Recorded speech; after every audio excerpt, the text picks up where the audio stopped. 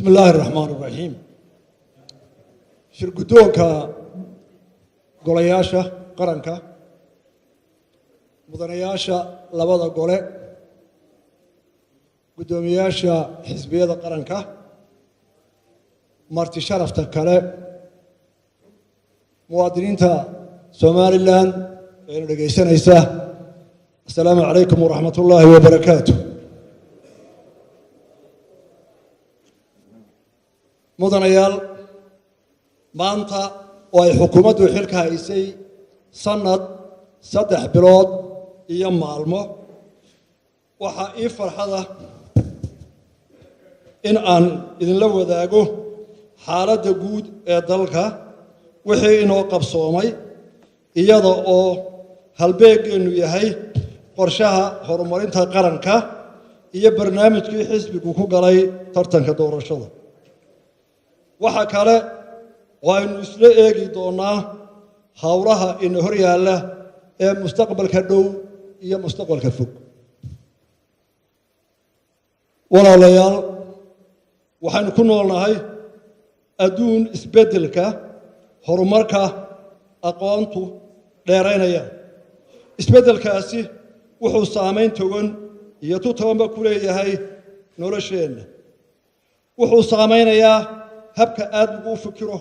iyo habka loo adeegsado aqoonta casriga ah wuxuu xoojinayaa oo kobcinayaa dhaqaalaha caafimaadka kaabiyaasha dhaqaalaha iyo tiknoolajiyada casriga ah isbeddelkani wuxuu leeyahay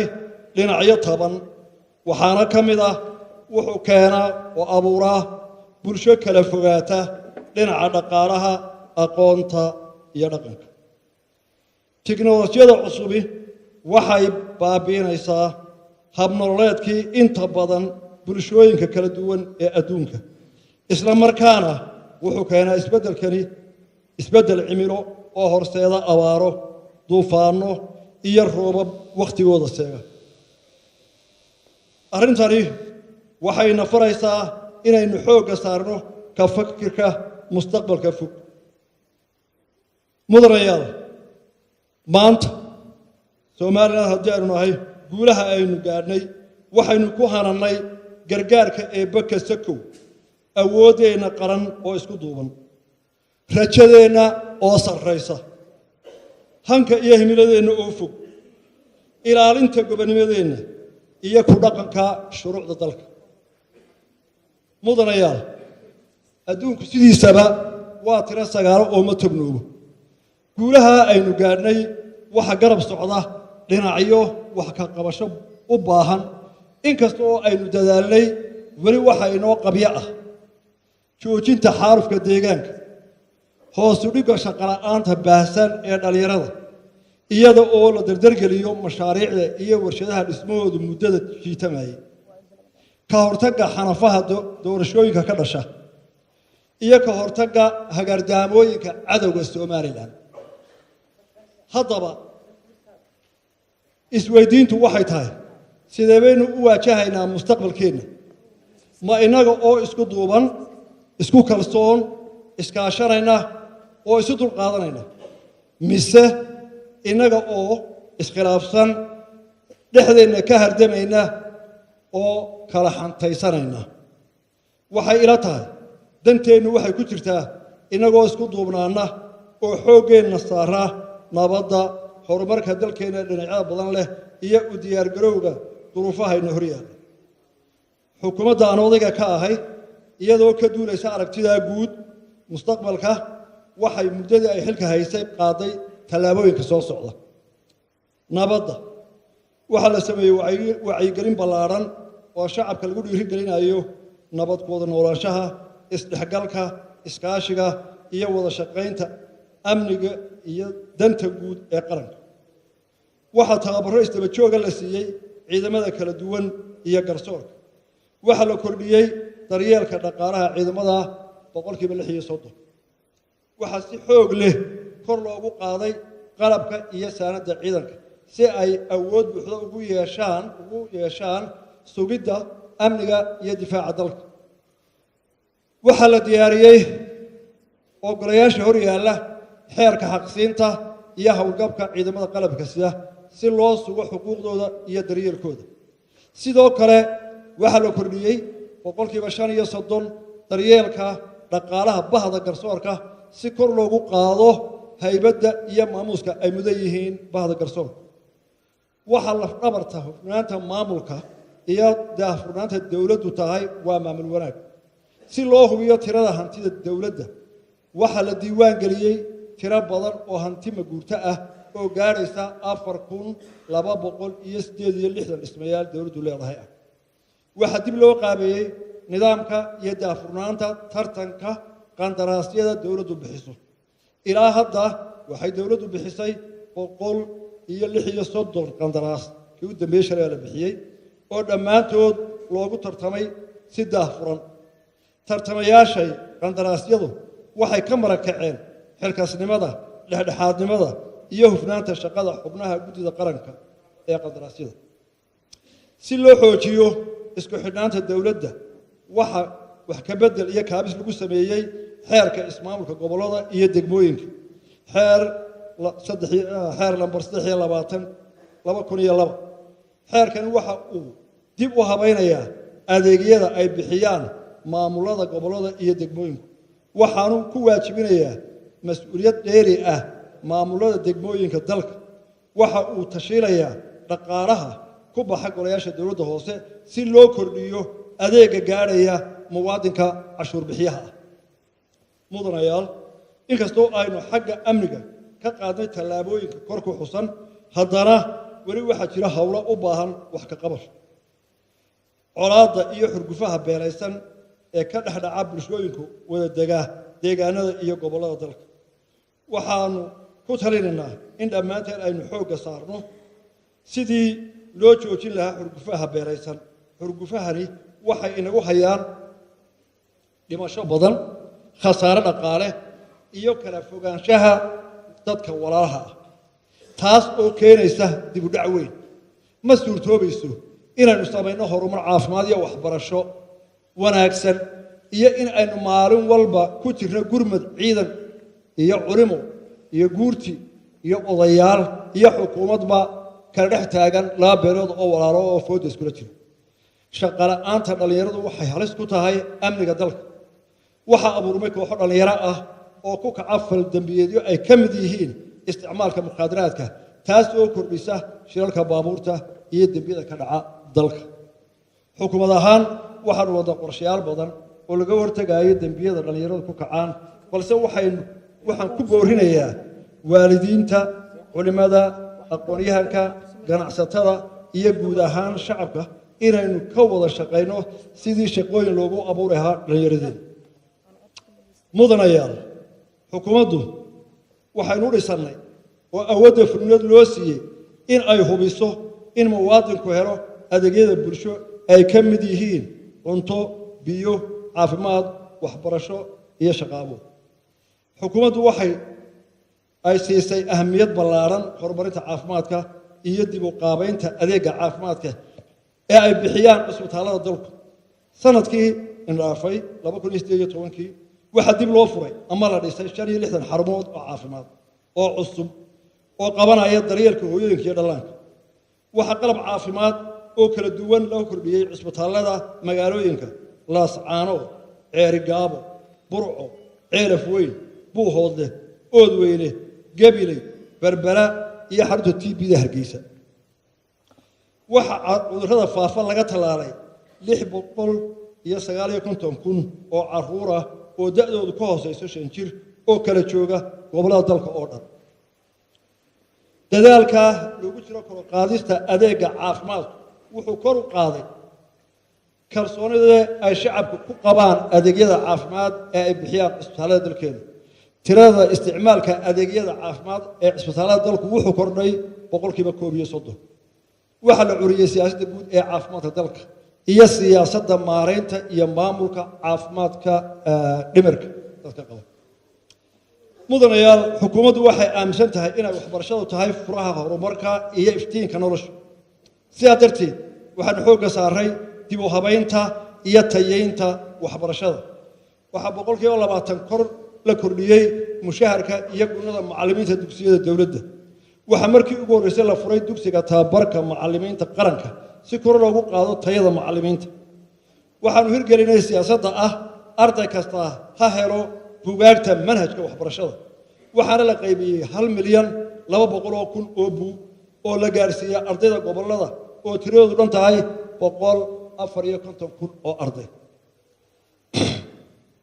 waxa gobolada dalka laga dhisay 27 dugsi oo cusub si loo ballaariyo fursadaha helitaanka waxbarashada ee da'yarta waxa boqolkiiba 22 la kordhiyay dugsiyada reer guuraaga ee leh barnaamijka quudinta carruurta waxaana hadda tiradoodu gaaraysaa 276 dugsi isla markaana waxa dib loo dayactiray oo dib loo qalabeeyay 46 dugsi oo ah kuwa quudinta carruurta waxa gunno iyo mushahar loo bilaabay macallimiin gaaraysa 1,354 macallin oo kala jooga gobolada dalka oo dhan waxbarasho dibadda loo diray arday gaaraysa 382 arday oo ka kala yimid dhammaan gobolada dalka oo dhan mudanayaal biyuhu waa nolosha aadamaha iyo astaanta koobaad ee horumarka iyadoo taa laga duulayo waxa dadaal la geliyay ballaarinta iyo biyogelinta magaalooyinka iyo biyo gaarsiinta miyiga waxa muddo dheer la waday sidii biyo ku filan loogu heli lahaa caasimadda hawshaasi oo ay naga kaabayeen dawlado iyo hay-ado dibadda kuna baxday dhaqaale ka badan 60 milyan oo dollar hadda wuxuu marayaa barnaamijkaasi qaybtiisii ugu dambeysay waxa la dhammaystiray dhuumihii biyaha ka soo qaaday xarunta biyo soo saarka Geedeeble ee keenaya magaalada oo dhererkoodu yahay 23 kilomitir waxa la kordhiyay ceelasha biyaha soo saarka ee Geedeeble 120 waxa hadda dhismaheedii iyo qalabaynteedii socotaa xarunta mishiinada biyo soo saarka Geedeeble kala sarreynta dhulka darteed waxa loo baahday dab dhaliyayaal iyo bambooyin awood badan leh oo biyaha soo gaarsiiya magaalada oo ka sarreysa goobta biyo soo saarka waxa la dhisay 4 kayd biyood oo yaryar haddana waxa la bilaabay 4 kayd biyood oo waaweyn iyo nidaamkii biyogelinta magaalada la dhigi doono magaalada gudaheeda iyadoo la dhigi doono magaalada gudaheeda qasabada dhererkoodu gaarayo 162 kilomitir waxa kale oo la dhisi doonaa ama dayactir lagu samayn doonaa 503 kaalmood oo dadka danyarta ay ka dhansadaan iyadoo laga duulayo tirada dadweynaha caasimadda oo si xawli ah u kordhaya waxa qorshaysan 2 sano soo socda in la kordhiyo biyo soo saarka ceelasha ah 42% mudanayaal qorshaha biyaha Hargeysa ma aha faanoole farkama qodna balse waxaan ku tiirsanahay taageero dibadeed oo dhibteeda iyo bariyadeeda iyo jiitakeeda leh waa hubaal in qarankan haysta dhaqaale ku filan biyaha kharashka ku baxaya biyaha Hargeysa waxaan Ilaahay ka rajeynayaa inuu awoodeena tuso oo ka baxna bariyada waxa la qoday gobolada waxa laga qoday 27 ceel sanadkiina dhaafay oo dhaadheer iyo 80 ballay oo lagu xoojinayo biyo ballaarinta miyiga waxa warwar leh biyo yaraanta magaalooyinka waaweyn ee dalka oo dhan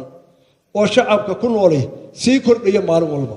waa ogtihiin oo abaaraha dhacay dadkii magaalada miyiga uga soo guuraya magaalooyinkii lagu soo shubayaa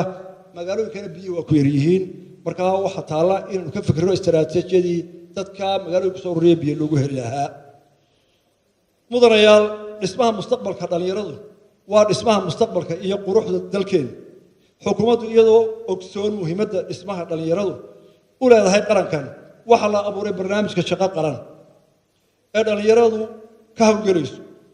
waa barnaamij shaqo oo u abuuraya 1,500 dhalinyaro ah oo ay ka soo kala jeedaan dhammaan gobolada dalka dhalinyarada waxa kamid ah 500 oo hablood waa barnaamij ujeedadiisu tahay isdhexgalka dhalinyarada dhismaha waddan jacaylka akhlaaqiyadka wanaagsan ee shaqada iyo difaaca amniga dalka waa barnaamij loogu talagalay in dhalinyarada qulubtooda lagaga sifeeyo qabyaaladda iyo goboleysiga una diyaarino in ay hagaan mustaqbalka oo hogaamiyaan Soomaaliland mid ah kuna shaqeeyaan garaad aaminsan sinaan iyo qarannimo waxa kale oo dhalinyarada fursad loo siiyay iyagoo oo jooga gobolladooda in ay si xor ah ugu tartamaan 300 oo shaqo oo cusub oo ay dawladdu baahisay 90 ka mid ah dhalinyaradaasi waxa helay hablo tirada guud ee dhalinyarada shaqo abuurka xukuumaddu u samaysay sanadkan tagay waa 1800 dhalinyaro ah waxaan dareensanahay inay tahay tiro aad u yar marka loo eego tirada guud ee dhalinyarada dalka waxaase i farxad gelinaya inay shaqo galeen iyagoo aanay cidna gacan qaban balse kartidooda iyo aqoontooda aaminay iyo yuhuunta wanaagsan ee abuurtay tartanka xorta xalaasha ay galeen mudanayaal farkali fool ma dhaqdo barnaamijkan shaqo qaran oo miisaankiisa iyo muhiimadiisa u leh qaranka waxaan ku kaliyeysatay ilaa hadda dawladda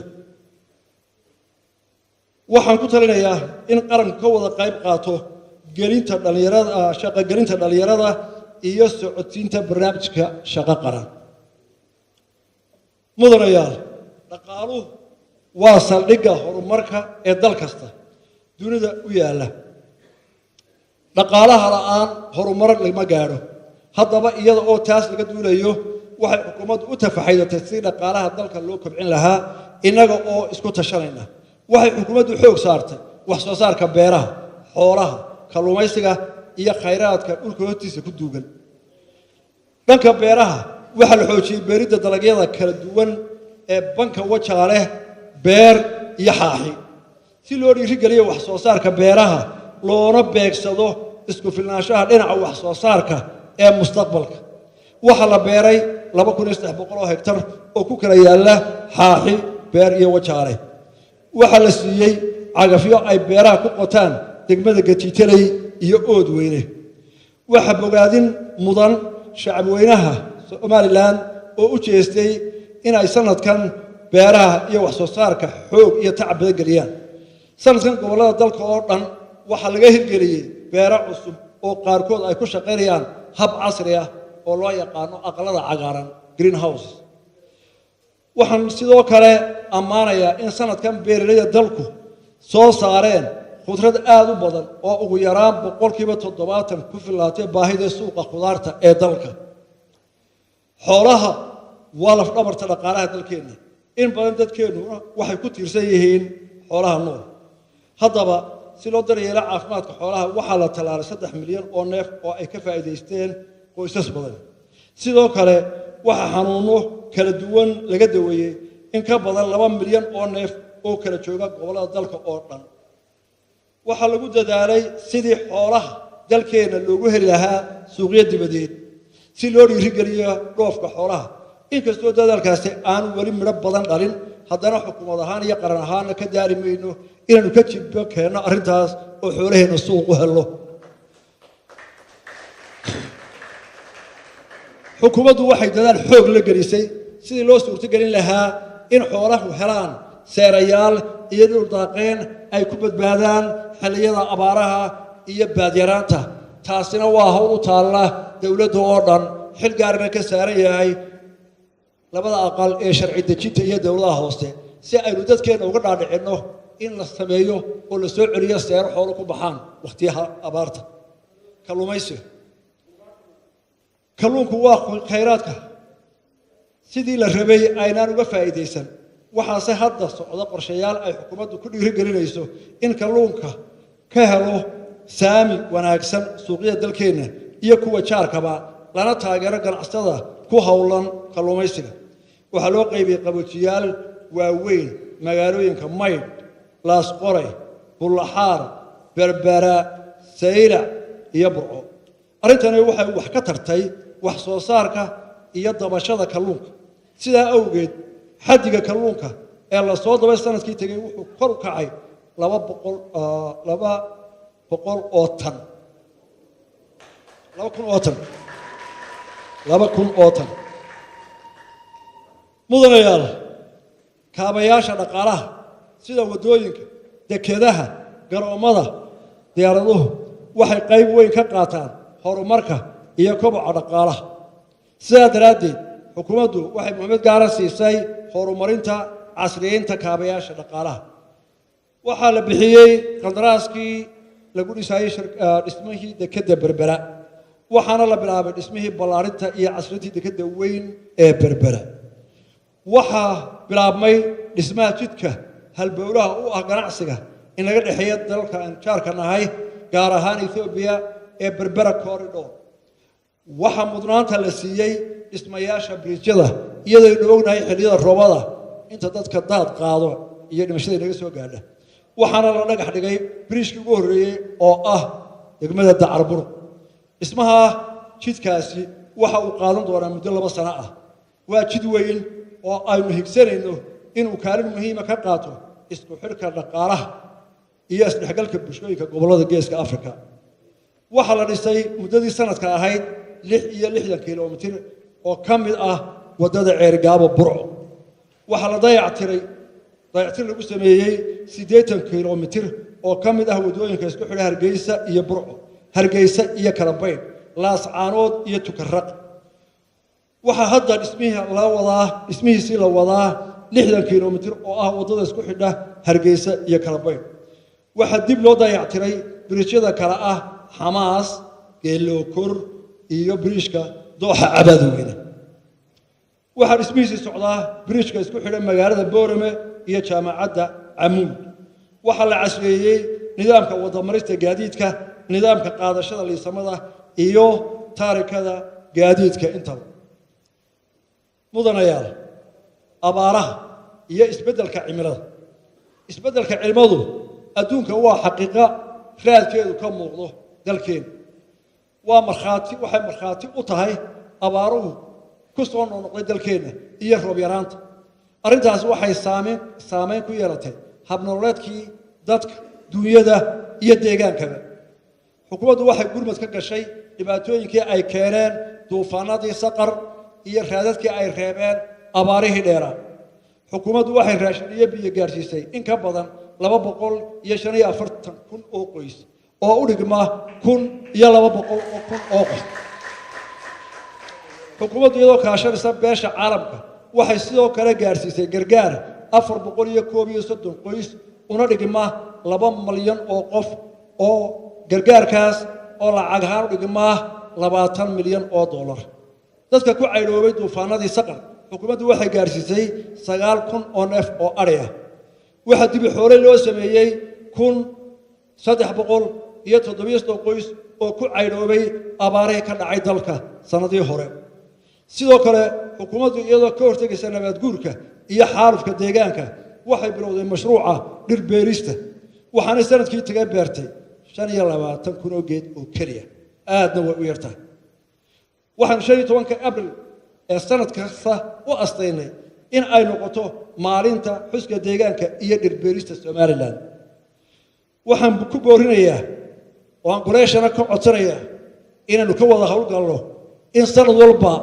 gobol kasta oo dalka Soomaaliland beero 30 kun oo geed si aynu xaalufka uga hortagno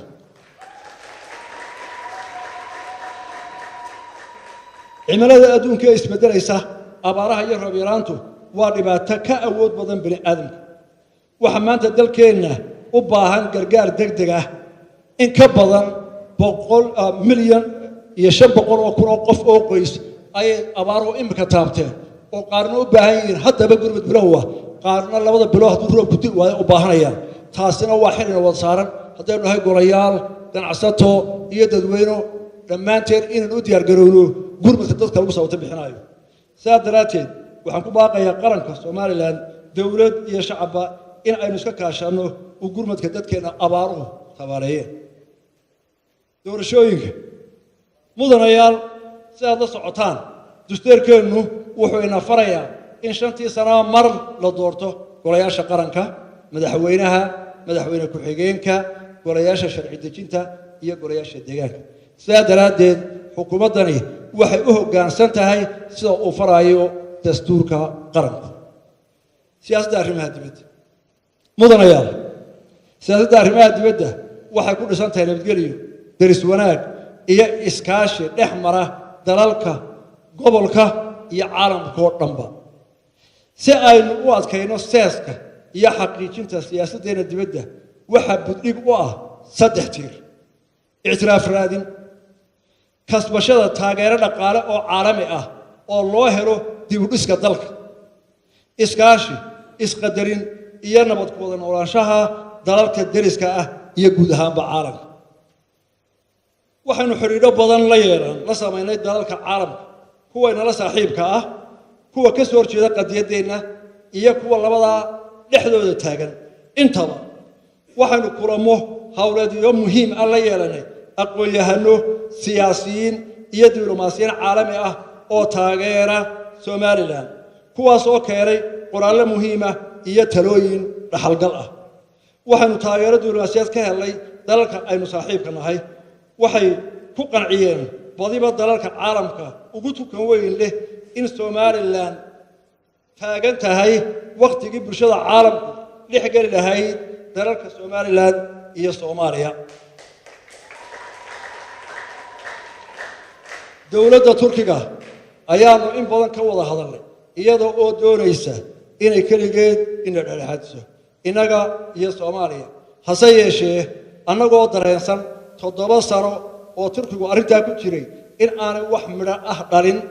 waxaanu ku talinay in arinta wada hadalku ay noqoto mid ay goobjoog ka ahaadaan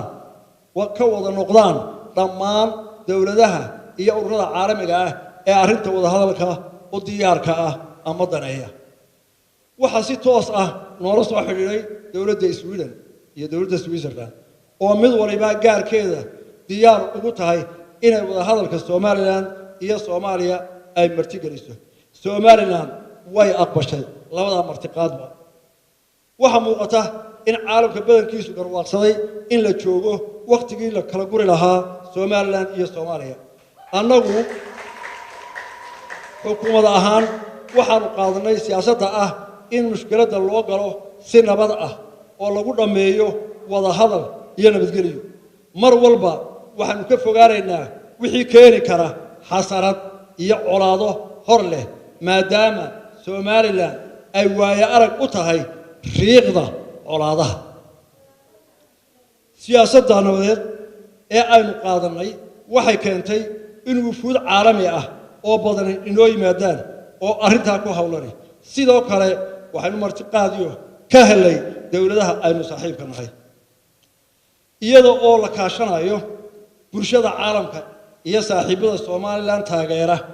waxa suurto gashay in Somaliland hesho taageero dhaqaale oo gaaraysa $150 milyan shanta sano soo socda oo loogu talagalay horumarinta jidadka mashaariicda horumarka